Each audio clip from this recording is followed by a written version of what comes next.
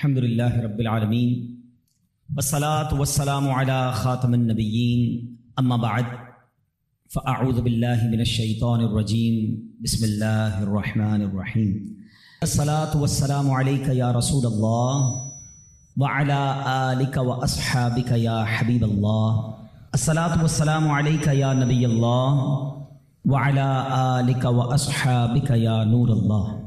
درود پاک کی بے شمار فضائل و برکات ہیں۔ جناب صادق و امین صلی اللہ تعالیٰ علیہ وسلم کا فرمان دل نشین ہے کہ جس نے مجھ پر ایک بار درود پاک پڑھا اللہ عز و جل اس پر 10 رحمتیں نازل فرماتا ہے، اور جو مجھ پر 10 مرتبہ درود پاک پڑھے اللہ عز و جل اس پر 100 رحمتیں نازل فرماتا ہے۔ اور آقا فرماتے جو مجھ پر 100 مرتبہ درود پاک پڑھے اللہ عز و جل اس کی دونوں آنکھوں کے درمیان لکھ دیتا ہے کہ یہ نفاق اور جہنم کی آگ سے آزاد ہے، اور اسے بروز قیامت شہداء کے ساتھ رکھے گا۔ 100 بار درود پاک پڑھنے میں کتنا وقت لگتا ہے، مگر انعام کتنا بڑا ہے کہ دونوں آنکھوں کے درمیان لکھ دیا جاتا ہے کہ یہ نفاق اور جہنم کی آگ سے آزاد ہے، اور بروز قیامت اسے شہداء کے ساتھ رکھا جائے گا۔ اللہ کریم ہم سب کو کثرت کے ساتھ درود پاک پڑھنے کی توفیق عطا فرمائے۔ آئیے مل کر محبت کے ساتھ باواز بلند درود پاک پڑھ لیں۔ صلو علی الحبیب صلی اللہ تعالی علی محمد صلی اللہ علیہ وسلم۔ رمضان المبارک اور اس کے بعد شوال المکرم کے 6 روزے رکھنے سے حضرت سفیان ثوری فرماتے ہیں اس ایک رات میں 3 مرتبہ میں نے یہ خواب دیکھا، میں رحمت مغفرت دوزخ سے آزادی کا سائل، میں رحمت مغفرت دوزخ سے آزادی کا سائل ہوں، ماہ رمضان کے صدقے میں فرما دے کرم مولا، براءت دے عذاب قبر سے نارے جہنم سے، ماہ شعبان کے صدقے میں کر فضل و کرم مولا، نہیں درکار وہ خوشیاں جو غفلت کا بنے سامان، عطا کر اپنی الفت اپنے پیارے کا تو غم مولا۔ اے میرے میٹھے اسلامی بھائیوں، سب کو آپ سب کو مبارک ہو کہ اللہ پاک کے کرم سے اس کے فضل اور احسان سے ایک بار پھر رمضان مبارک تشریف لا رہا ہے۔ ابھی چند دن بعد ایک شام آئے گی جب نگاہیں آسمان کی طرف لگی ہوئی ہوں گی، چاند دیکھنے کی کوشش کی جا رہی ہوگی، ایک طرف سے آواز آئے گی دیکھو وہ رمضان کا چاند نظر آ گیا۔ اس کے ساتھ ہی مساجد سے یہ اعلان ہونے لگیں گے سب عاشقان رسول کو مبارک ہو، عظمتوں رفعتوں برکتوں مغفرتوں والے مہینے رمضان المبارک کا چاند نظر آ گیا انشاءاللہ۔ اللہ نے چاہا جلد یہ اعلان سنیں گے انشاءاللہ۔ مرحبا صد مرحبا، پھر آمد رمضان ہے، کھل اٹھے مرجھائے دل، تازہ ہوا ایمان ہے، یا خدا ہم عاصیوں پر یہ ایک بڑا احسان ہے، زندگی میں پھر عطا ہم کو کیا رمضان ہے۔ اے میرے میٹھے اور محترم اسلامی بھائیوں، رمضان کی عظمت سمجھیے، رمضان کا مقام سمجھیے، یہ مہینہ رب کریم کی بارگاہ میں کس قدر بڑا مرتبہ رکھتا ہے۔ ہمیں شاید بہت سارے ناظرین کو یہ تو پتا ہے، قرآن کی آیت بھی سنی ہوگی، شہر رمضان الذی انزل فیہ القرآن، رمضان کا مہینہ جس میں قرآن اترا۔ مگر شاید بہت سارے ناظرین کو یہ نہیں پتا کہ اللہ کریم نے جو 4 بڑی آسمانی کتابیں اس دنیا میں نازل فرمائیں، تورات، زبور، انجیل اور قرآن، سبحان اللہ، میرے آقا علیہ الصلوۃ والسلام فرماتے ہیں کہ حضرت ابراہیم کے صحیفے رمضان کی پہلی رات نازل ہوئے، تورات شریف رمضان کی 7ویں رات نازل ہوئی، انجیل شریف رمضان مبارک کی 14ویں رات نازل ہوئی، اور ابن ابی شیبہ کی روایت میں ہے کہ زبور شریف رمضان المبارک کی 6 تاریخ کو نازل ہوئی، سبحان اللہ، اور شب قدر کو سبحان اللہ رب قرآن مجید جو ہے اس کو نازل کیا گیا۔ تو اے میرے میٹھے اسلامی بھائیوں، آپ ذرا غور کیجئے کہ 4 بڑی آسمانی کتابیں جو ہیں وہ اللہ کریم نے پورے سال میں جو مہینہ پسند فرمایا وہ رمضان کا مہینہ ہے، اور قرآن جو رب کا کلام، آخری کلام، سرچشمہ ہدایت جو ہے وہ میرے آقا علیہ الصلوۃ والسلام کے قلب منور پر 23 سال کے عرصے میں درجہ بدرجہ اور یوں سمجھیے کہ وقفے سے وہ جبریل امین لاتے رہے، وہ نازل ہوا۔ تو اے میرے میٹھے اسلامی بھائیوں، ذرا غور کیجئے اس مہینے کا مقام کیسا ہے، یہ کتنی بڑی اللہ کی مہربانی ہے کہ رب کریم، بس اب اللہ سے دعا کرتے ہیں کہ یا اللہ یہ چند دن بھی خیر سے نکل جائیں۔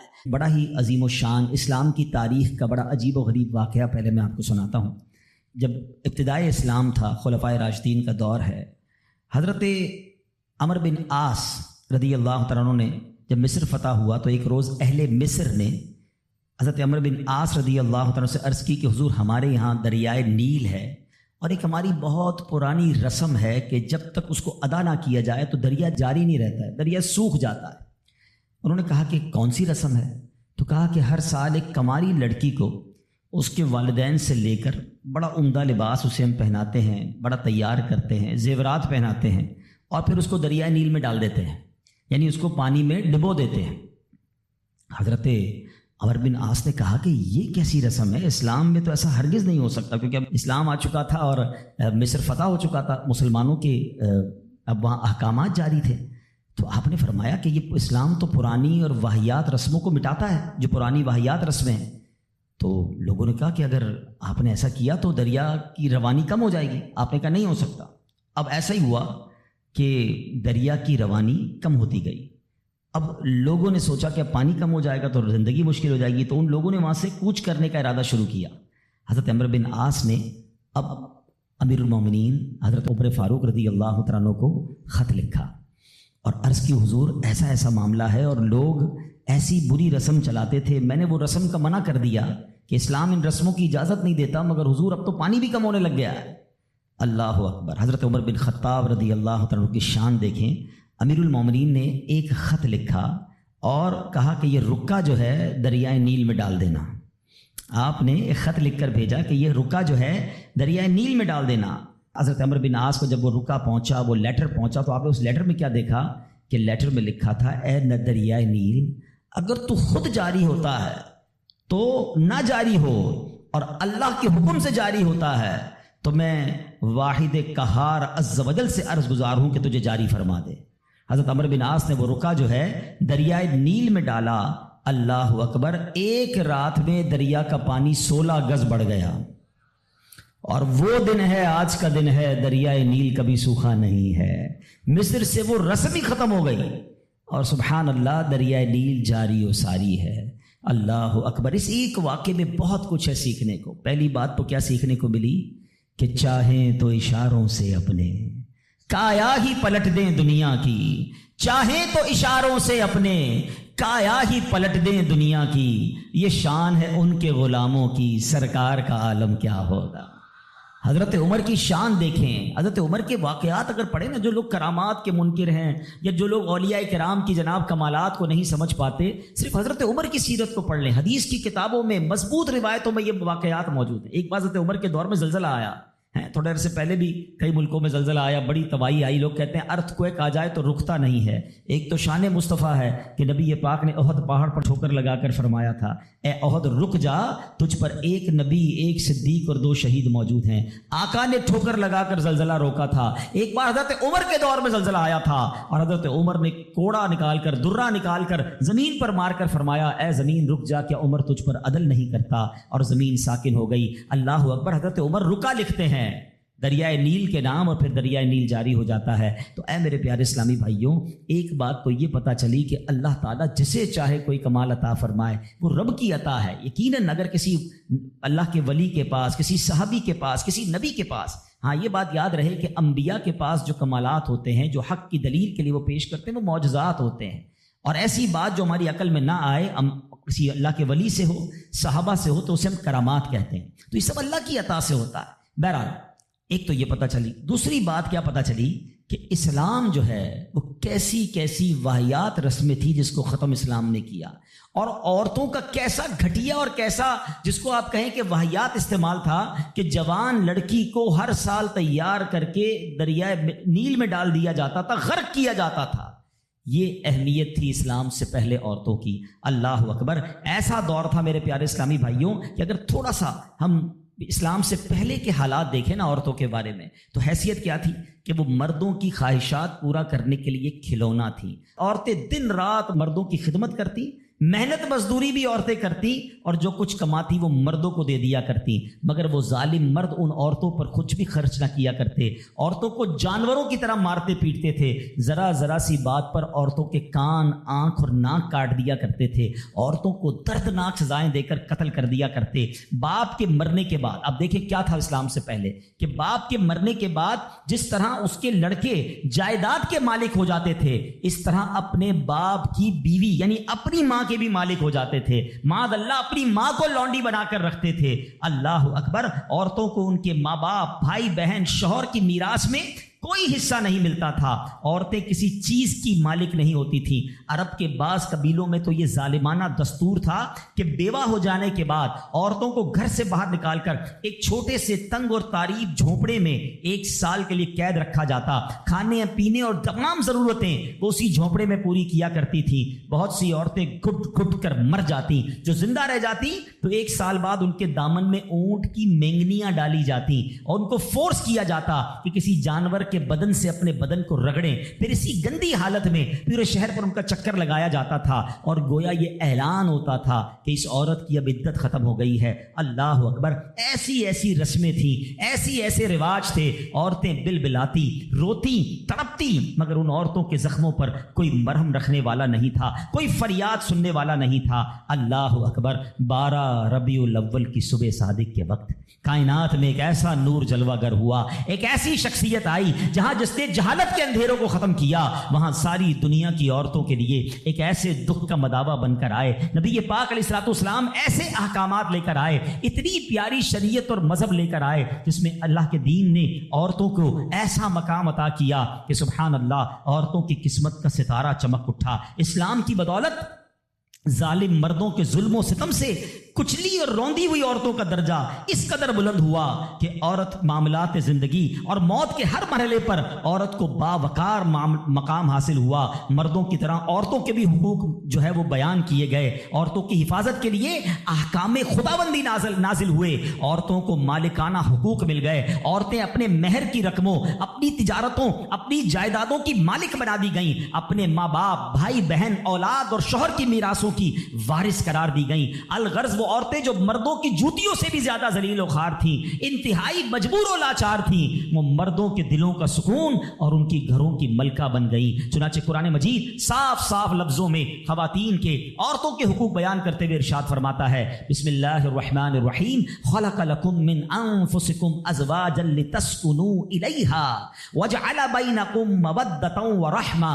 قرآن کہتا ہے تمہارے لیے تمہاری جنس سے جوڑے بنائے کہ ان سے آرام پاؤ اور تمہارے آپس میں محبت اور رحمت رکھی۔ اب کوئی مرد نہ عورتوں کو مار پیٹ سکتا ہے، نہ ان کو گھروں سے نکال سکتا ہے، اور نہ کوئی ان کے مال و اسباب یا جائیدادوں کو چھین سکتا ہے، بلکہ ہر مرد پر مذہبی طور پر عورتوں کے حقوق ادا کرنے لازم ہیں۔ اللہ اکبر، گویا اسلام نے ظلم کا دروازہ بند کر دیا، کبھی ماں کے روپ میں، کبھی بیٹی کے روپ میں، کبھی بہن کے روپ میں، تو کبھی زوجہ کے روپ میں۔ اللہ اکبر، عورت کو ایک ایسا مرتبہ عطا فرما دیا کہ عورت کسی بھی روپ میں ہو، جب بھی اس کے جناب حقوق تلف کیے جائیں گے، نا انصافی کی جائے گی، اسلام وہاں پر اپنا کردار ادا کرتا ہے، اسلامی قوانین سامنے آتے ہیں، عورتوں کے حقوق بیان کیے جاتے ہیں۔ آؤ سب سے پہلے بات کرتے ہیں بیٹی کی۔ کتنی بڑی نعمت اسلام نے قرار دی، مگر آپ جانتے ہیں اسلام سے پہلے بیٹی کا حال کیا ہوتا تھا؟ اللہ اکبر، بیٹی کی پیدائش کو شرمندگی سمجھا جاتا تھا۔ کسی کے یہاں بیٹی پیدا ہو جائے وہ لوگوں کے سامنے آتا نہیں تھا، کئی مہینے تک چہرہ نہیں دکھاتا تھا، یعنی وہ سمجھتا تھا کہ میری بہت بڑی ذلت ہو گئی ہے کہ میرے یہاں بیٹی ہو گئی۔ اللہ اکبر، بیٹیوں کو زندہ درگور کیا جاتا تھا، بیٹی کو بھی مار دیا جاتا اور بیٹی کی وجہ سے اس کی ماں کو مار دیا جاتا تھا۔ اللہ اکبر، قرآن کیا کہتا ہے؟ سبحان اللہ، کیسا پیارا مذہب ہے، کتنا شاندار ہمارا دین ہے۔ اللہ کا کلام کہتا ہے وَإِذَا بُشِّرَ أَحَدُهُمْ بِالْأُنثَىٰ ظَلَّ وَجْهُهُ مُسْوَدًّا وَهُوَ كَظِيمٌ۔ قرآن کہتا ہے جب ان میں کسی کو بیٹی ہونے کی خوشخبری دی جاتی ہے تو دن بھر اس کا منہ کالا رہتا ہے، يَتَوَارَىٰ مِنَ الْقَوْمِ مِنْ سُوءِ مَا بُشِّرَ بِهِ۔ اور وہ غصہ کھاتا ہے اور لوگوں سے چھپتا پھرتا ہے، اس بشارت کی برائی کے سبب سے اللہ اکبر ایمسکہ علی ہون ام یدسہ فی التراب، کیا اسے ذلت کے ساتھ رکھے گا یا اسے مٹی میں دبا دے گا؟ الا ساء ما یحکمون، ارے بہت ہی برا حکم لگاتے ہیں۔ اللہ اکبر۔ اب جناب ہوتا کیا تھا کہ بچیوں کو زندہ دفن کیا جاتا، مگر اس معاشرے میں ایسے لوگ بھی تھے جن کو اللہ نے کیسا نرم دل دیا تھا۔ حضرت صعصعہ، سنیے گا، حضرت صعصعہ بن ناجیہ رضی اللہ تعالیٰ عنہ کا معمول کیا تھا کہ وہ خود کہتے ہیں نبی پاک کی بارگاہ میں آ کر، حضور میں دیکھتا تھا کہ جب کسی کو گھر میں بچی پیدا ہوتی تھی اور اس کو وہ دفنانے کا ارادہ کرتا تھا، میں اس کے گھر جاتا، کہتا کچھ پیسے لے لو، بچی مجھے دے دو، دفنانا نہیں، میں اس کی کفالت کروں گا۔ کہتے حضور 360 بچیوں کو میں نے دفن ہونے سے بچایا، لیکن ایمان نہیں لایا تھا۔ 2 اونٹنیاں دی، 10 اونٹنیاں دی، بعض اوقات میں نے حاملہ 10 اونٹنیاں دے کر اور ایک اونٹ فدیہ دے کر بچیوں کو بچایا۔ حضور کیا میرے اس زمانے کا وہ عمل مجھے کوئی اجر دے گا؟ ایمان تو نہیں لایا تھا مگر یہ نیکی کر کے آیا ہوں۔ اللہ کے حبیب نے کتنا پیارا جواب دیا، فرمایا اجر تو تمہیں مل گیا نا، تم ایمان لے آئے، دیکھو اس نیکی کے سبب تمہیں اسلام مل گیا۔ اور سنو، ہم تو یہ کہیں گے صرف اسلام نہیں ملا بلکہ وہ تو صحابی بھی بن گئے، اللہ کے نبی کے دور میں ایمان لے آئے نا، پیارے آقا کی صحبت اختیار کر لی تو اللہ نے ایمان بھی دیا، صحابی بھی بنا دیا۔ لیکن میرے پیارے اسلامی بھائیوں، ایسا حال تھا کہ بچیوں کو پھینک دیا جاتا تھا۔ اب یہاں میں تھوڑی سی بات آج کے دور کی بھی کرنا چاہوں گا۔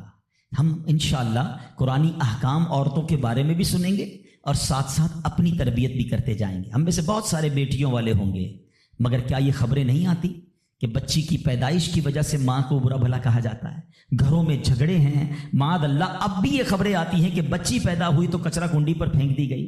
یہ تو پھر سے ہم لگتا ہے اسی دور میں جا رہے ہیں۔ اسلام جو بچیوں کے حقوق لے کر آیا، اسلام جو بچیوں کو برا ماننے کے خلاف عمل کرنے کا ہمیں حکم دیتا ہے، بلکہ سنو حدیثیں کیسی ہیں۔ اے بچیوں والو تمہیں مبارک ہو، اے بیٹیوں والو تمہیں مبارک ہو، اپنی بیٹیوں کو کبھی برا نہ سمجھنا۔ نبی پاک علیہ الصلوۃ والسلام فرماتے ہیں جس شخص کے بیٹی ہو وہ اسے زندہ دفن نہ کرے، اسے ذلیل نہ سمجھے اور اپنے بیٹے پر اسے ترجیح نہ دے تو اللہ عز و جل اسے جنت میں داخل کر دے گا۔ ایک اور جگہ نبی پاک فرماتے ہیں، اللہ اکبر، یہ حدیث تو میں کہتا ہوں ختم ہے نا، اس کے بعد الفاظ ہی نہیں بچتے۔ بہت ساری بیٹیوں کی فضیلت کی حدیث ہے مگر یہ حدیث ادھر جا کے لگتی ہے، دل کو چھو لیتی ہے۔ سنو تو صحیح اس کے الفاظ کیا ہیں۔ اللہ کے نبی فرماتے ہیں بیٹیوں کو برا مت کہو، میں بھی بیٹیوں والا ہوں۔ ہائے ہائے، ختم ہو گئی نا بات ہے۔ اللہ کے نبی نے صلی اللہ تعالی وسلم نے اپنی نسبت بیٹیوں کی طرف فرمایا میں بھی بیٹیوں والا ہوں۔ بے شک بیٹیاں تو بہت محبت کرنے والیاں، غم گسار اور بہت زیادہ مہربان ہوتی ہیں۔ ایک اور حدیث سنو، نبی پاک فرماتے ہیں جو شخص 3 بیٹیوں یا بہنوں کی اس طرح پرورش کرے کہ ان کو ادب سکھائے۔ اب اسلام یہاں پر نہ صرف بیٹیوں کا درس دے رہا ہے، اے بہنوں والوں تمہیں بھی مبارک ہو، بہنوں کو حقیر نہ سمجھنا، یہ ان لوگوں کے لیے بھی درس ہے۔ اسلام جب نہیں آیا تھا نا تو بہنوں کے حقوق نہیں تھے، ان کو کوئی ورثے میں حق نہیں دیتا تھا، بہنوں کی شادیاں نہیں کرواتے تھے۔ مگر آج بھی کچھ قبائل سنا ہے ایسے ہیں، آج بھی بدبخت کچھ لوگ ایسے ہیں جو بہنوں کے حق دبا لیتے ہیں۔ ارے بہنیں تو غم گسار ہوتی ہیں، بہنیں تو بھائیوں کا مان ہوتی ہیں، ارے بہنیں ہوتی ہیں تو گھر میں رونق ہوتی ہے۔ ارے بہنوں کو عزت دیا کرو، بہنوں کو پیار دیا کرو۔ اور آج جو بہنوں کا حق دباتے ہیں، آج جو بہنوں کو ذلیل کرتے ہیں، نہ کرنا۔ ہمارا اسلام بہنوں سے محبت کا درس دیتا ہے۔ سنو بیٹیوں والو اور بہنوں والو، اللہ کے حبیب کیا فرماتے ہیں صلی اللہ تعالیٰ علیہ وسلم، میرے نبی کا فرمان ہے کہ جس کی 3 بیٹیاں یا بہنوں کی اس طرح پرورش کرے، ان کو ادب سکھائے، ان سے مہربانی کا برتاؤ کرے، یہاں تک کہ اللہ عز و جل اسے بے نیاز کر دے، یعنی ان کا نکاح ہو جائے، تو اللہ تعالیٰ اس کے لیے جنت واجب فرما دیتا۔ یہ ارشاد سن کر ایک صحابی کھڑے ہو گئے۔ صحابہ کے سوال بھی بڑے کمال کے ہوتے ہیں۔ یقین کرو ہمارے بہت سارے کام سیدھے جو ہے نا، ہمارے لیے بہت ساری آسانیاں صحابہ کے سوالات نے کر دی۔ اب ہو سکتا ہے یہاں میرا کوئی بھائی ایسا بیٹھا ہو جس کی 3 بیٹیاں نہ ہوں، وہ کہتا ہے میری تو 2 ہیں۔ صحابی نے سوال کیا حضور اگر 2 لڑکیوں کی پرورش کرے تو ارشاد فرمایا اس کے لیے بھی یہی اجر و ثواب ہے۔ راوی فرماتا ہے یہاں تک کہ اگر ایک بیٹی کا بھی لوگ ذکر کرتے تو نبی پاک اس کے بارے میں یہی فرماتے۔ مگر ایک روایت اور بھی موجود ہے کہ ایک صحابی نے کھڑے ہو کر کہا حضور اگر کسی کی ایک بیٹی ہو، اللہ کے نبی نے فرمایا ایک بیٹی ہو تو بھی جنت واجب ہو جاتی ہے۔ بیٹیوں پر شکایت، بیٹیوں پر منہ چڑھاتے ہو، بیٹیوں پر لڑائی کرتے ہو، اللہ اکبر، یہ تو جنت میں جانے کا ٹکٹ ہے۔ تو اپنی بیٹیوں سے پیار کریں۔ اور باپ جتنے بیٹھے نا، مجھے پتا ہے وہ میری بات کی تائید کریں گے، شاید پیدائش پہ منہ چڑھایا ہوگا کسی نے، لیکن آج بھی باپ سے زیادہ کلوز بیٹی ہی ہوتی ہے. پیار وہ باپ سے بیٹی ہی کرتی ہے. گھر جاؤ تو بیٹی باپ کا انتظار زیادہ کرتی ہے. مگر نہ جانے کیوں بیٹی کی پیدائش کو اچھا پھر اگر بیٹیاں ہو بھی گئیں, کسی کی 3 ہو گئیں, 4 ہو گئیں, نہیں ہو رہا بیٹا, تو کس بات کی لڑائی ہے؟ کیا عورت کے ہاتھ میں ہے کہ وہ بیٹا پیدا کرے؟ خامخائی گھر میں جھگڑا, تانے دینا اس بیچاری کو. اب تو میڈیکل سائنس بھی کہتی ہے جناب وہ کسی ایک کا قصور ہی نہیں ہے, اللہ کی دین ہے. لیکن خامخائی کسی ایک عورت پر جو ہے وہ ہنگامہ کر کے نہ جانے اس کی دل آزاری کا سامان کرتے ہیں. نہ کریں ایسا. میں آپ کو حدیث سنا رہا ہوں, اور اسلام عورتوں کے حقوق کی شاندار انداز سے بیان کرتا ہے. اللہ کے نبی علیہ الصلوۃ والسلام فرماتے ہیں جب کسی کے ہاں لڑکی پیدا ہوتی ہے, سنو, گھر پہ مہمان آئے تو اچھا لگتا ہے نا, اور کوئی بڑا اہم مہمان آ جائے, کوئی بڑے بزرگ آ جائیں تو کتنا خوش ہو جاتے ہیں آپ. کئی ایسے بزرگ ہوں گے, کئی ایسے علماء ہوں گے, کوئی ایسی شخصیت ضرور ہوگی جس کو آپ اپنے گھر بلانا چاہتے ہوں گے, مگر آپ سوچتے ہوں گے یار وہ میرے گھر کیسے آئے گا, بہت بڑا آدمی ہے, بڑا مصروف شخص ہے, پسند تو مجھے بہت ہے, مگر میں گھر نہیں بلا سکتا. سنو, جب تمہارے گھر بیٹی آتی ہے تو پتہ ہے کون مہمان آتا ہے؟ اللہ کے نبی فرماتے ہیں جب کسی کے ہاں لڑکی پیدا ہوتی ہے تو اللہ عز و جل فرشتوں کو گھر بھیجتا ہے. ہاں, آپ کے گھر فرشتے آتے ہیں, اور کیا کہتے ہیں؟ فرشتے آ کر کہتے ہیں اے گھر والوں تم پر سلامتی ہو. پھر فرشتے اس بچی کو اپنے پروں کے سائے میں لیتے ہیں, اس کے سر پر ہاتھ پھیرتے ہوئے کہتے ہیں یہ کمزور سی جان ہے جو ایک کمزور جان سے پیدا ہوئی ہے, جو شخص اس کمزور جان کی پرورش کی ذمہ داری لے گا تو قیامت تک مدد خدا اس کے شامل حال رہے گی. تو اب کبھی بھی بیٹیوں پر زیادتی نہیں ہونے دینی. ہاں, بیٹیوں کی دعائیں لو, بیٹیوں کی خدمت کرو. اور اے بھائیوں جن کی بہنیں ہیں, ہمارا اسلام بہنوں سے محبت کا درس دیتا ہے. یقین کریں بہنوں کی دعائیں بھائی کو بہت اوپر لے جاتی ہیں. خوش نصیب ہے وہ بھائی. اچھا, ہمارے ایک اور نظام پتہ ہے کیا ہے کہ جب تک ماں باپ کے ساتھ رہ رہے ہیں تو چلے بھائی بہنوں میں پیار ہے. اب بھائی بہنوں میں شادی ہو گئی, سب کی شادیاں ہو گئیں اور ماں باپ چلے گئے, تو اب نارملی لوگ اپنی بہنوں کو اگنور کرتے ہیں. اب یار میں تو اپنی بیوی کو دیکھوں گا, اپنے بچوں کو دیکھوں گا, اپنی کمائی کو دیکھوں گا. نہیں, اب بھائی کا کام ہے کہ وہ والد کا کردار ادا کرے, بہنوں کو یہ احساس دلائے کہ تمہارے ماں باپ چلے گئے ہیں مگر تمہارے بھائی زندہ ہیں, ہر مشکل میں تمہارے بھائی تمہارے ساتھ کھڑے ہوں گے. کبھی بہنوں کو یہ ریئلائز مت کرانا کہ وہ اکیلی کہیں کسی پرابلم میں ہو, تو وہ اکیلے میں سوچے کہ میرے ماں ہوتی تو میں کس سے ماں سے بات کر لیتی, باپ ہوتا تو میں باپ سے کہہ دیتی, بھائی کو کیا کہوں وہ تو سنتا ہی نہیں ہے. ہیں ایسے بھائی آج بھی کہ بہنیں انہیں اپنا دکھ بھی شیئر نہیں کرتی ہیں, بلکہ بھائیوں کو پڑی ہی نہیں ہے بہن کدھر گئی. یہ مت کرنا. اگر تم اپنے ماں باپ کی روح خوش کرنا چاہتے ہو نا تو بھائی بہن جڑ کے رہو, بھائی بہنوں میں پیار رکھو. یہ پیسہ سب کچھ نہیں ہے. ارے جو کچھ میرے پاس ہے اگر میرا بھائی بہنوں پہ خرچ ہو جائے تو اس سے اچھی کیا چیز ہے. یہ یاد رکھے جو سوشل میڈیا پہ ہزاروں فرینڈ بنائے بیٹھے نا کہ میرے 5000 فرینڈ تو میرے 10,000 فرینڈ, کسی دن بستر پر پڑو گے نا اسپتال میں تو اس بستر کے کنارے تمہیں تمہارے بھائی بہن ہی نظر آئیں گے. سوشل میڈیا والا تمہارا جو سارے دن چیٹنگ جس کے ساتھ واٹس ایپ پہ لگے ہوئے ہو نا گروپ میں, کوئی نظر نہیں آئے گا. جب تمہارے گھر میں کوئی بچے کا پرابلم ہوگا رات آدھی رات کو اگر تمہارے گھر کو آ کے تمہیں دلاسا دے گا تو تمہارے بھائی بہن ہوں گے. میں کئی بار بیان میں ایک مثال دے چکا ہوں, چلو آج پھر دے دیتا ہوں, کاش یہ بات سمجھ آ جائے. یہ جو فیملی ہوتی ہے نا یہ تسبیح کی طرح ہوتی ہے, اور ہم نے دیکھا ہے کہ یہ جو ہے نا تسبیح کے اوپر والا حصہ یہ ماں باپ ہوتے ہیں. یہ ٹوٹ جائے نا, ماں باپ چلے جائیں, پوچھو ان سے جن کی ماں چلی گئی ہے, پوچھو ان سے جن کے والد چلے گئے ہیں. جب یہ چلے جاتے ہیں نا تو اپنے بھائی بہنوں کو جس طرح تسبیح کے دانے بکھرتے ہیں نا اس طرح بکھرتے دیکھا ہے. جب تک ماں باپ ہیں پہلے تو ان کی برکتیں لینا, اور جب یہ چلے جائیں نا تو یہ دانے بکھرنے مت دینا, جوڑ کے رکھنا اپنی فیملی کو. یہ فیملی یہی تو پیار ہے زندگی میں. تھوڑے سے پیسوں کے لیے بھائی بہن لڑتے ہیں, جائیداد کے لیے بھائی بہن لڑتے ہیں, تھوڑے کاروبار کے لیے لڑتے ہیں. ارے قربان کر دو, کوئی بات نہیں, بھائی کو تھوڑا زیادہ چلا جائے, بہن کے میری بہن کے گھر میں ہی جا رہا ہے نا, یہ تیرا ہے یہ میرا ہے, نہ کیا کرے. یہ گھر کی محبتیں آپ کو بہت ساری بیماریوں سے بچاتی ہیں. حدیث پاک میں آتا ہے جس کا مضمون ہے جو چاہتا ہے کہ اس کی زندگی میں اضافہ ہو جائے, عمر میں اضافہ ہو جائے, بری موت سے بچے, اسے چاہیے کہ وہ صلہ رحمی کرے. صلہ رحمی کیا ہے؟ اپنے رشتہ داروں کے ساتھ اچھا سلوک. اور رشتہ داروں میں دا کلوزسٹ فیملی ممبر جو ہے وہ بھائی بہن ہیں, وہ ماں باپ ہیں, بیوی بچے ہیں. ارے ان کو چھوڑ کر دنیا سے محبتیں جتا رہے ہو؟ نہیں میرے پیارے اسلامی بھائی. تو اپنی بچیوں کے ساتھ اور اپنی بہنوں کے ساتھ بالخصوص اچھا سلوک کرنا. خوش نصیب ہے وہ بھائی جو بہنوں کا مان ہے, خوش نصیب ہے وہ جو والد جو اپنی بچیوں کے ساتھ اچھا برتاؤ کرتا ہے. اور میں نے خود دیکھا ہے, آپ نے بھی دیکھا ہوگا, میں نے دیکھا ہے, بلکہ میں نے ایک طرح سے انٹرویو لیا ہے ایک رشتہ دار کا کہ یار آپ کی 4 بیٹیاں ہیں, 3 بیٹیاں ہیں. کہتا ہے یار جب سے بیٹیاں آئی ہیں پتہ نہیں رزق کدھر سے آ رہا ہے. بیٹیاں تو کیا آئی ہیں, اللہ نے رحمت کے دروازے کھول دیے ہیں, کیونکہ اس نے منہ نہیں چڑھایا. کچھ ہوں گے ایسے بیٹیوں والے جن کا ہاتھ تنگ ہوگا, تو غور کرو جب بیٹی ہوئی تھی تو شکر کیا تھا یا شکوہ کیا تھا؟ اللہ نے تو بھیجی تھی رحمت تمہارے گھر پہ. تم نے اس وقت بھی اللہ کو ناراض کیا, بیوی کو گالیاں دی, ہنگامہ کیا, اب کہتے ہو رحمت نہیں آ رہی. تم نے تو کتنی ناشکری کر لی. اگر تم سجدہ شکر ادا کرتے, اللہ کی بارگاہ میں راضی رہتے, اللہ بیٹیاں تو دیتا مگر تم پر رحمت کے اور دروازے بھی کھول دیتا. اور ہم نے دیکھا ہے لوگوں کے رزق کو بڑھتے ہوئے.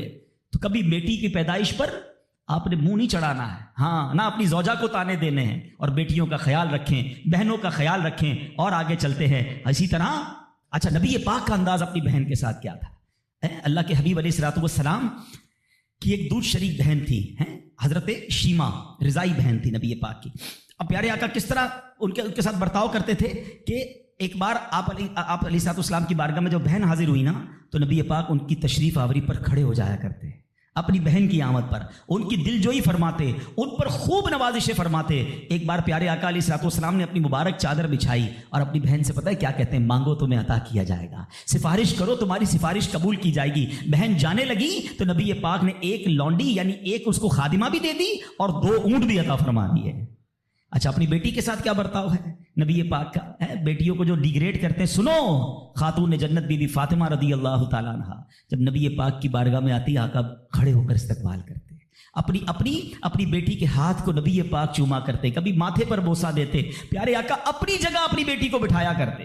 اور یہی انداز خاتون جنت کا بھی تھا کہ جب نبی پاک خاتون جنت کے پاس جاتے, وہ کھڑی ہو جاتی اور نبی پاک کا استقبال کرتی, پیارے آقا کے ہاتھوں کو بوسہ دیتی, اپنی جگہ نبی پاک کو بٹھاتی. یہ پریکٹیکلی نبی پاک نے بتایا کہ بہن کے ساتھ برتاؤ کیا ہے, بیٹی کے ساتھ برتاؤ کیا ہے. اب آؤ ہماری زندگی کا ایک بہت اہم ساتھی ہے جس کو ہم سفر کہا جاتا ہے. اسلام بیوی کے بارے میں کیا درس دیتا ہے؟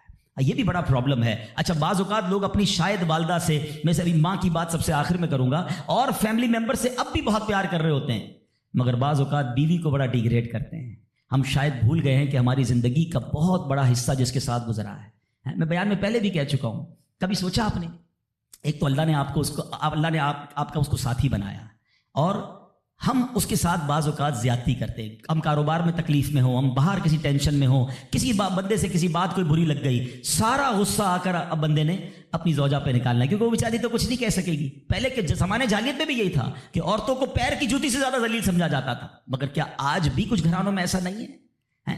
آج تک میں ویسے سوال کرتا ہوں, شاید غالب گمان ہے کہ جو یہاں ازواج والے, زوجہ والے بیٹھے, شادی شدہ بیٹھے, ہماری زوجہ کہ شاید ہر دعا میں ہم ہوتے ہیں.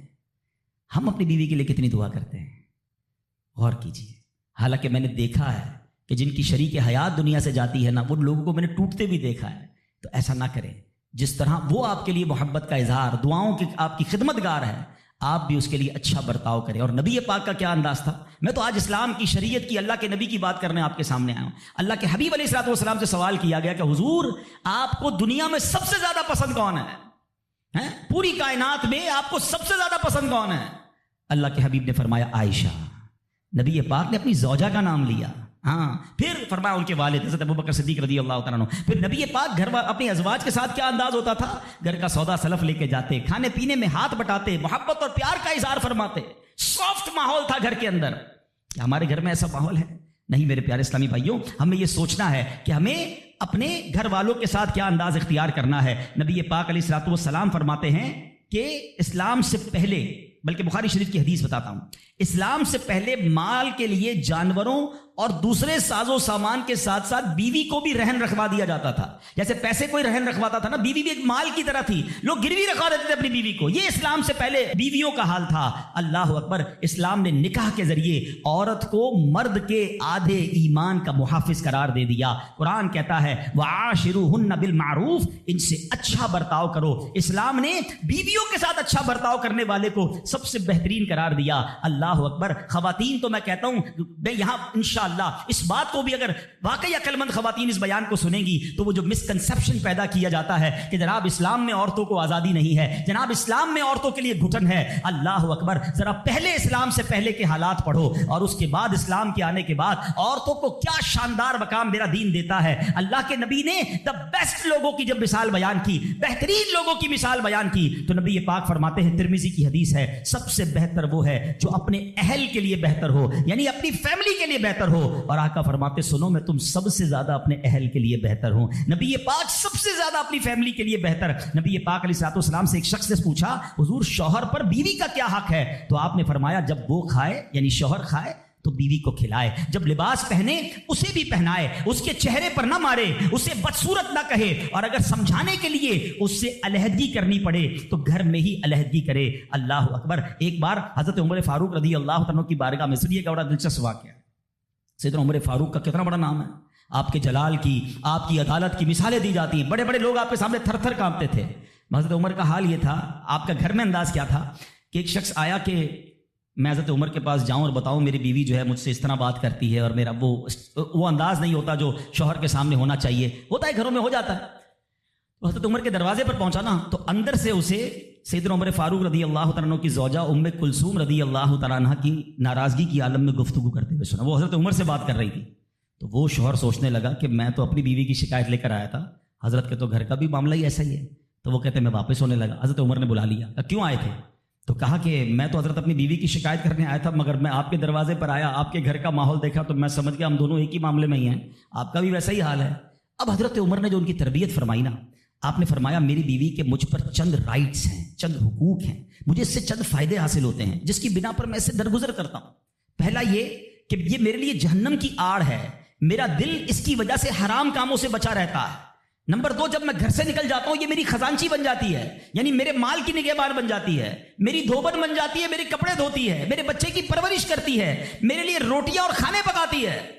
تو وہ شخص کہتا ہے یہ سارے فائدے تو مجھے بھی اپنی بیوی سے حاصل ہیں, تو میں تو کبھی درگزر سے کام نہیں لیتا. وہ مجھے کہتی میں اسے لڑنا شروع کر دیتا ہوں. کہتا آج آپ کی بات سے نصیحت مل گئی, اب میں اپنی بیوی کی چھوٹی ماٹی باتوں کو میں بھی درگزر کر دوں گا.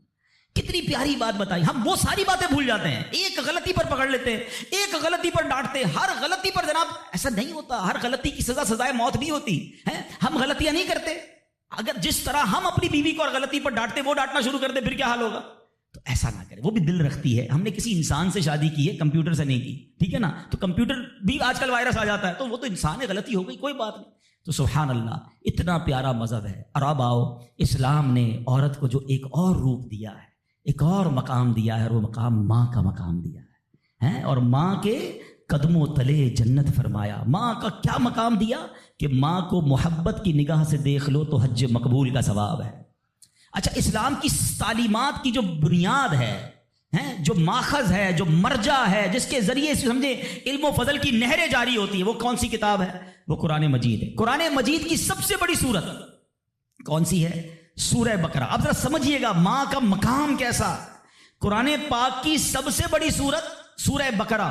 اور سورہ بقرہ, بقرہ کس کو کہتے ہیں؟ گائے کو. یہ کون سی گائے تھی؟ یہ دنیا کی سب سے قیمتی گائے تھی. اگر اس تفسیر کو پڑھیں نا تو اللہ اکبر, پتہ یہ چلے گا کہ قرآن پاک کی سب سے بڑی سورت, اس کا جو سینٹرل آئیڈیا ہے, جو مین ٹاپک ہے, وہ بھی ماں کا ادب ہی ہے. وہ ایک نوجوان ہی تو تھا نا جس نے ماں کی خدمت کی, اور اللہ نے اس خدمت کا صلہ یہ دیا کہ ایک ایسی گائے ان کو مل گئی کہ جو سونے کے وزن کے مطابق بیچی گئی. تفصیلی واقعہ ہے, میں واقعہ پورا بیان نہیں کرتا, اشارہ دے رہا ہوں کہ سورہ بقرہ کا بھی اگر پیغام پڑھیں, مفسرین نے لکھا کہ سورہ بقرہ کا پیغام یہ ہے کہ اپنی ماں کا ادب کرے, اپنے والدین کا ادب کرے. اور جب والدین کا ادب کرتا ہے اللہ ایسے نوازتا ہے, غیب کے خزانوں سے نوازتا ہے. اور ماں کی دعائیں, اللہ اکبر. حضرت بایزید بستامی کتنے بڑے اللہ کے ولی ہیں, آپ کے بارے میں آتا ہے. ایک بار سردی کی راتیں تھی, ماں کے لیے ماں نے پانی مانگا. آج کی ماں پانی مانگے تو بیٹا کہتا ہے خود پی لو ماں, بلکہ بچے ماں سے پانی مانگ رہے ہوتے ہیں. بستر پر بیٹھ کر ماں کو آرڈر چلا رہے ہوتے, امی پانی لے آؤ, اچھا چائے بنا دو, امی یہ کر دو. یار ماں ہے یہ ہوٹل والی ہے, اب تو بوڑھی ہو گئی نا ماں, اب تو تمہاری باری ہے کچھ ماں کی خدمت کر لو. کبھی خود کھڑے ہو کے پانی پلاؤ, کبھی خود کھڑے ہو کے ماں کو کوئی چیز پیش کرو. اب بھی ماں کو آرڈر دینا ہے. مگر کمال ہے ماں کہ بیٹا جوان ہو گیا, ماں بوڑھی ہو گئی, خدمت سے پھر بھی اس کا جی نہیں چڑھاتی, پھر بھی اس کی خدمت کرتی ہے. ناشتے میں یہ کھانا ہے بیٹا, دوپہر کو کیا کھاؤ گے؟ اللہ اکبر. بایزید بستامی سے ماں نے پانی مانگا. آپ کہتے ہیں ٹھنڈی رات تھی, پانی لے کر ماں کے پاس گئے, ماں کی آنکھ لگ گئی. ہم جیسا کوئی ہوتا تو بستر کے کنارے گلاس رکھتا, خود بھی سو جاتا. سرد رات تھی, ساری رات پانی کا گلاس لے کے کھڑے رہے. پتہ نہیں کب ماں کی آنکھ کھل جائے, کب پانی کی ضرورت ہو. جب ماں کی آنکھ کھلی نا تو پانی تھوڑا سا نا آپ کی انگلیوں پر لگ گیا تھا, تو وہ برف بن گیا تھا. اتنی ٹھنڈی رات تھی کہ پانی برف بن گیا تھا. تو اب ماں نے جب پانی مانگا نا تو جب گلاس کو ڈیٹیچ کیا، گلاس کو الگ کیا نا تو خون نکلنے لگا چمڑی سے. تو ماں نے کہا کہ بیٹا یہ کیا ہوا؟ ماں نے خون بہتا دیکھا تو ساری بات بتائی کہ ماں اب میں پانی لے کر آیا، آپ آرام کر رہی تھی، میں کھڑا رہا، اب آپ نے پانی مانگا تو برف بن گیا تھا. تو ماں نے کیا کہا؟ اے اللہ میں اس سے راضی ہوں، تو بھی اس سے راضی ہو جا. ماں کی دل سے دعا لگی نا، وہ با یزید بستامی بن گئے، وہ اللہ کے ولیوں میں بہت بڑا مقام انہوں نے حاصل کر لیا. دیکھیں اچھا آپ ہو سکتا ہے کسی کو شیطان سوال تو دماغ میں ڈال ہی دیتا ہے نا کہ یار ٹھیک ہے میری ماں بھی تو دعائیں دیتی ہے. دیکھیے ایک ماں تو ماں ہی ہوتی ہے، ماں کو تنگ کرو پھر بھی عموماً اس کی زبان سے دعا ہی نکلتی ہے. ایک دعا وہ ہے کہ آپ ماں سے کہیں اور وہ ماں دعا دے، ایک دعا وہ ہے کہ آپ کہیں نا ماں کو، خدمت ایسی کریں کہ ماں کے دل سے دعا نکلے. ہاں آپ کو بغیر بتائے آپ کا والد آپ کو دعا دے، آپ کی ماں آپ کو دعا دے، وہ دعا جو ہے نا، ہاں کتابوں میں لکھا کہ والدین کی دعا اولاد کے حق میں قبول ہوتی ہے. ہاں اگر دل سے دعا نکلے نا تو ماں باپ دعا دے دے اور وہ بھی دل سے دعا دے دے، پھر تو کیسا مرتبہ ہے. اور سبحان اللہ ماں باپ کے بارے میں کتابوں میں یہاں تک لکھا کہ بیٹا باپ کے ساتھ ایسے رہے جیسے غلام آقا کے ساتھ رہتا ہے. تو اور باپ سے زیادہ خدمت کا حق کس کو کہا گیا؟ وہ ماں کو کہا گیا. تو آپ سوچیں کہ ماں کے کتنے حقوق بیان کیے اسلام نے. تو مبارک ہو ان خواتین کو، ماشاءاللہ ہمارا اسلام کس کس موقع پر عورت کے کیسے حقوق بیان کرتا ہے. اور سبحان اللہ ایک بار نبی پاک علیہ الصلوۃ والسلام سے سوال ہوا، سوال کرنے والے نے بھی کتنا پیارا سوال کیا، اور یہ حدیث بخاری کی حدیث ہے. اللہ کے نبی علیہ الصلوۃ والسلام سے عرض کیا حضور میرے حسن اخلاق کا سب سے زیادہ حقدار کون ہے، کون ڈیزرونگ ہے، سب سے زیادہ مجھے کس کے ساتھ حسن اخلاق کرنا ہے. حدیث کا خلاصہ نبی پاک نے فرمایا تیری ماں. پھر پوچھا حضور اس کے بعد سیکنڈ؟ فرمایا تیری ماں. کہا حضور اس کے بعد؟ فرمایا تیری ماں. 3 بار. پھر کہا حضور اس کے بعد؟ فرمایا تیرا والد.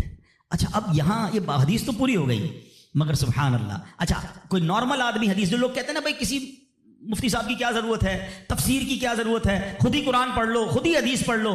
آج کے دور میں کوئی نارمل آدمی حدیث پڑھے تو خدا نہ خواستہ اس کا رزلٹ کیا لے گا؟ چلو بھائی اب والد کو پوچھنا ہی نہیں ہے، 3 بار ماں کا فرمایا نبی پاک نے، ماں کی خدمت کرو، ابا کو ڈالو سائڈ پہ. نہیں، اب اس کی انٹرپریٹیشن پڑھنا ضروری ہوگی، اب اس کی تفسیر اور اس کی شرح پڑھنا ضروری ہوگی. اللہ اکبر. علماء کی شان دیکھیں. پہلے تو علماء نے یہ ڈیبیٹ کیا کہ نبی پاک نے 3 بار ماں کیوں کہا، 1 بار والد کیوں کہا؟ کیونکہ اللہ کے نبی کی زبان سے جب بھی جو نکلا وہ حق نکلا، وہ ایسی ہی فضول کوئی بات نہیں ہوتی. ہر بات جو ہے وہ بڑی لاجیکلی، بڑی ڈیٹیلڈ، اور اللہ اکبر وہ اللہ کی طرف سے عطا ہوتی ہے. سیدی اعلیٰ حضرت فرماتے ہیں نا، وہ دہن جس کی ہر بات وحی خدا، چشمہ علم حکمت پہ لاکھوں سلام، وہ زبان جس کو سب کن کی کنجی کہیں، اس کی نافذ حکومت پہ لاکھوں سلام. علماء کہتے ہیں 3 بار جو ماں کہا ہے نا، ایسے ہی نہیں کہا. ماں کے بچے پر 3 احسان ہیں. نمبر 1، ماں بچے کو پہلے 9 ماہ اپنے پیٹ میں پالتی ہے، اس کی جسم میں کتنی تبدیلیاں ہوتی ہیں، کتنی تکلیفیں وہ اٹھاتی ہے. نمبر 2، جب پیدائش ہوتی ہے، رائٹ دا ٹائم آف پیدائش، وہ بالکل موت کے قریب سے ہو کر آتی ہے، شدید درد اور ایسی کیفیت ہو جاتی ہے کہ کئی لوگ دنیا سے چلے بھی جاتے ہیں. اور تیسری ماں مہربانی کیا کرتی ہے کہ اپنے بچے کو پھر پالتی ہے. فرمایا ماں 3 احسان کرتی ہے بچے پر، اس لیے 3 بار ماں کہا. اور ان تینوں احسانوں میں والد ایک احسان کرتا ہے، وہ بچے کو پالتا ہے، اس لیے 1 بار والد کہا. سبحان اللہ، ایک ایک لفظ حکمت بھرا ہے. اب علماء کہتے ہیں اس حدیث کا مطلب یہ ہوگا کہ عزت والد کی زیادہ کرے گا اور خدمت ماں کی زیادہ کرے گا، یعنی والد کا بھی احترام ہے. اللہ اکبر، یہ ہماری شریعت ہے. تو سبحان اللہ، آج میرے جو بیان کا موضوع ہے کہ اسلام عورت کا کیسا مقام بیان کرتا ہے، ہر روپ میں عورت کے حقوق کو جو ہے وہ سیف کرتا ہے، اس کے حقوق کو بیان کرتا ہے اور اس پر ظلم و ستم سے بچاتا ہے. تو سبحان اللہ، ہم یہاں جتنے بھی بیٹھے ہیں، کسی کے گھر میں بیٹی ہوگی، کسی کے گھر میں بہن ہوگی، کسی کے گھر میں زوجہ ہوگی، کسی کے گھر میں ماں ہوگی. ان تمام روپ میں ہمیں خواتین کے ساتھ اچھا برتاؤ کرنا ہے. اور اب جو مجھے مائیں سن رہی ہیں، میں ان سے بھی عرض کروں گا کہ اگر ماں باپ نیک ہوں تو اولاد پر اس کا کتنا خوبصورت اثر پڑتا ہے. شیخ عبد القادر جیلانی 5 سال کی عمر ہے، مدرسے جاتے ہیں، قاری صاحب نے کہا پڑھو بسم اللہ. آپ نے بسم اللہ الرحمن الرحیم پڑھ کر زبانی 18 پارے سنا دیے. قاری صاحب حیران ہیں، پہلی بار بچہ مدرسے آیا ہے، 18 پارے کیسے یاد کر لیے؟ کہا اور بھی تو پڑھو نا. کہا اتنے یاد ہیں. کہا کہاں سے یاد کیے؟ کہا میری ماں 18 پاروں کی حافظہ تھی، میں ماں کے پیٹ میں تھا، وہ تلاوت کرتی تھی، میں پیٹ میں قرآن یاد کر لیتا تھا. اچھا یقیناً غوث پاک کی کرامت ہے، یہ آج کے دور میں پاسبل ایسے ہم جیسے لوگوں کے لیے پاسبل نہیں نظر آتا، لیکن ایک بات تو ہے نا کہ وہ تلاوت کرتی تھی، دودھ پلاتے وقت تلاوت کرتی تھی۔ سیدہ فاطمہ رضی اللہ تعالیٰ عنہ کے بارے میں بھی آتا ہے کہ خاتون جنت حسنین کریمین کو جب دودھ پلاتی یا جھولا دیتی تھی انہیں قرآن سناتی تھی۔ آج ہم کیا کرتے ہیں، چھوٹے بچے کو بھی موبائل پکڑا دو، ہر کھلونے میں میوزک، اسٹارٹ سے ہی اس کو میوزک کا عادی ہم بنا رہے ہیں۔ تو میری مائیں، میرے بھائی، اگر آپ اپنے بچوں کو نیک دیکھنا چاہتے ہیں تو غوث پاک کی سیرت سے سیکھو کہ ماں باپ نیک تھے، اللہ نے اولاد کو کیسا بنا دیا۔ تو اگر میں اور آپ چاہتے ہیں، آج بیان تو ہو رہا ہے نا کہ ماں کے ایصال ثواب کرنا ہے، ماں کی خدمت کرنی ہے، لیکن بچے کو دین کے قریب لاؤ گے تو آپ کی خدمت کرے گا نا۔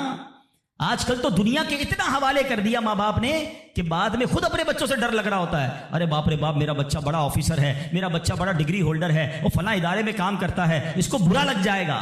ارے تف ایسی اولاد پر جس سے ماں باپ بات کریں تو انہیں ڈر لگے کہ بیٹے کو برا لگ جائے گا۔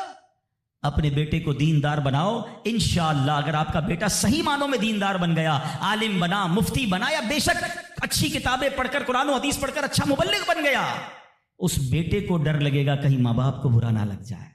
یہ فرق ہوتا ہے، بچہ دین سیکھے تو اب بچہ ماں باپ کا ادب کرتا ہے۔ تو بہرحال اگر ہم چاہتے ہیں کہ ہماری اولاد ہماری زندگی میں بھی ہماری فرما بردار رہے اور ہمارے مرنے کے بعد بھی ہمارے لیے صدقہ جاریہ بنے، تو ہمیں خود بھی نیک بننا ہوگا اور اپنے بچوں کو نیک ماحول سے وابستہ کرنا ہوگا۔ سبحان اللہ، غوث پاک رضی اللہ تعالیٰ کی سیرت کو دیکھیں، ماں کو کہتے ہیں ماں بغداد جانا ہے۔ کیوں جانا ہے؟ گھومنے پھرنے نہیں، علم دین سیکھنے۔ کیسی ماں تھی؟ آپ کہتی بیٹا جاؤ، اب محشر کے دن ملاقات ہوگی۔ یہاں تو 3 دن کے قافلے میں لوگ نہیں بھیجتے اپنے بچوں کو، آپ پکنک کے لیے بھیج دیں گے دوستوں کے ساتھ۔ ہم نے دیکھا کچھ لوگوں کے بچوں دین کی طرف آنے لگے، ان کو روکا، اب بعد میں وہی بچہ جب نشے اور برے کاموں میں پڑ گیا تو باپ سر پکڑ کے بیٹھا ہے کہ یار میں نے دین سے تو دور رکھا، اب ایسی صحبت مل گئی کہ بچہ ہی ہاتھ سے چلا گیا۔ اپنے بچوں کو اب تم دعوت اسلامی کے مدنی ماحول میں یہ اجازت بھی مل گئی ہے کہ والد اپنے بچے کو خود مدنی قافلے میں بھی لے کر آ سکتا ہے۔ پہلے ہم نے ایک ایج لمٹ رکھی تھی، مگر والد یا بڑے بھائی کے لیے اجازت ہے کہ اپنے چھوٹے بیٹے کو یا چھوٹے بھائی کو بھی وہ مدنی قافلے میں لائے، تو اپنے بچوں کو مدنی قافلے میں خود لے کر آئیں۔ آپ آئیں گے تو وہ بھی آ جائیں گے، 3 دن 12 دن 30 دن، یہ تربیت ہوگی ان کی، اور وہ جتنی نیکی کی طرف جائیں گے اتنا انشاءاللہ آپ کی فرما برداری کی طرف آئیں گے، آپ کے لیے صدقہ جاریہ بنیں گے۔ تو سبحان اللہ، غوث پاک کی والدہ نے روکا نہیں بلکہ کہا جاؤ بیٹا محشر میں ملاقات ہوگی، مگر نصیحت کیا کی؟ ہر حال میں سچ بولنا۔ اور سبحان اللہ کیسا سچ بولا تھا، ڈاکو نے حملہ کیا تھا نا، سارا مال بھی واپس کر گئے اور ڈاکو توبہ بھی کر گئے۔ کیوں؟ کہ آپ نے ڈاکوؤں کے سامنے بھی سچ بولا۔ سچی زبان سے جو بات نکلتی ہے نا وہ اثر رکھتی ہے۔ تو یہ ماں کی تربیت تھی نا۔ تو اللہ پاک ہم سب کو اپنے ماں باپ کا ادب بھی نصیب فرمائے، اور جو ماں باپ مجھے سن رہے ہیں اللہ کرے کہ ہم اپنے بچوں کی اچھی تربیت کرنے میں بھی کامیاب ہو جائیں۔ آپ بچوں کی اچھی تربیت کریں، وہ زندگی میں بھی آپ کے لیے دعائیں کریں گے۔ ہاں آپ کو پتہ ہے بچہ جس کا نمازی ہو، کیا پیارا دین ہے ہمارا۔ یقین کریں ماں باپ خالی بچے کو نیک بنا دیں، پھر دیکھو بچہ آپ کے لیے کیسا کام کرے گا۔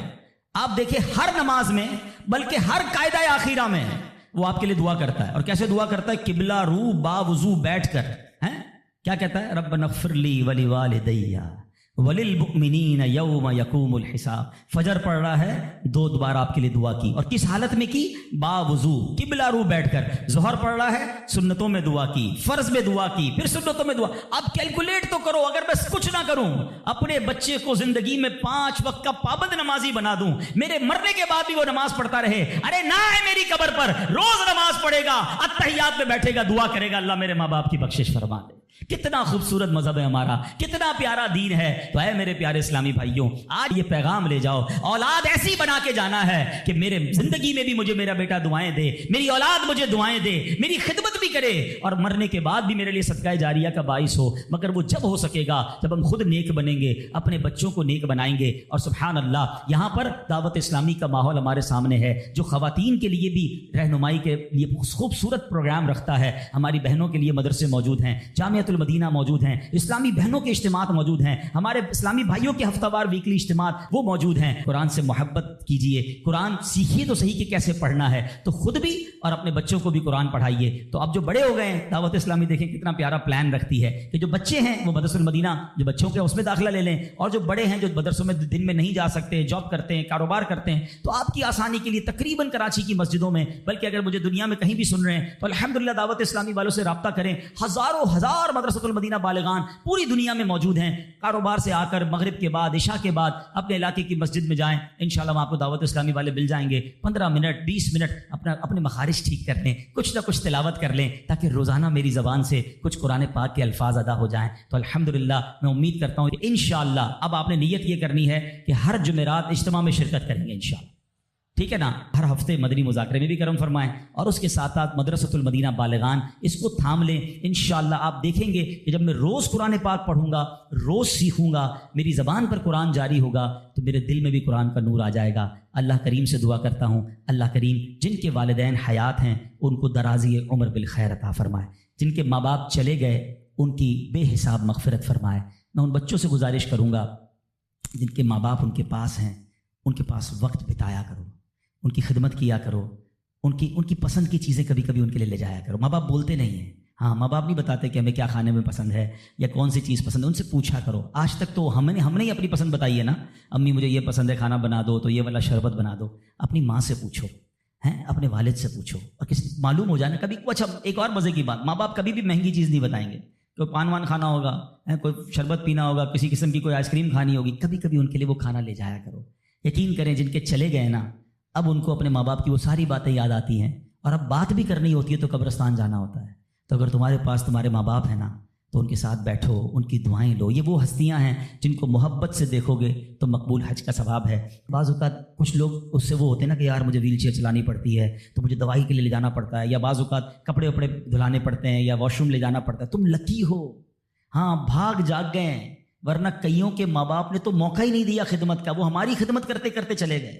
اگر آج کسی بچے کو ماں باپ کی خدمت کا موقع ملا ہے نا, اور کبھی ایسا موقع ملے نا کہ آپ کے پیسے ماں باپ پر خرچ ہوں, تو سمجھ لو تمہارے بھاگ جاگ گئے. ارے انہوں نے ساری زندگی مجھ پر خرچ کیا, اور اب میرے پیسوں کے نصیب جاگے کہ کچھ ماں باپ پر خرچ ہو جائیں. لیکن جب ماں باپ پہ خرچ کرنے کی باری ہوتی ہے تو ایسے بھی بدبخت ہیں جو کہتے ہیں یہ میرے ہیں تمہارے تھوڑی ہیں, میں نے کمائے. اللہ اکبر. سوچو جب میں پیدا ہوا تھا, آپ پیدا ہوئے تھے, ہم بے لباس تھے. میرا باپ کہتا تیرے پیسے کہاں ہیں, تو جان تیرا کام جانے دے, میں تو ننگا ہی رہ جاتا نا. اگر مجھے کھانا نہ کھلاتے, میری انگلی پکڑ کر نہ چلاتے, مجھے پڑھاتے نہ, لکھاتے نہ, مجھے سمجھاتے نہ, مجھے کھلاتے نہ, ایک ایک چیز والد اور والدہ نے ہم پر خرچ کی ہے. والدہ خدمت کرتے رہی, باپ پیسے خرچ کرتا رہا, اور جب ہماری باری آئی خدمت اور پیسے خرچ کرنے کی تو اب بوجھ کس بات کا, وہ ریٹرن تو دے ہی نہیں سکتے ہم جو انہوں نے ہم پر کیا. لیکن اگر موقع ملا ہے نا تو خدمت سے جی نہ چرانا,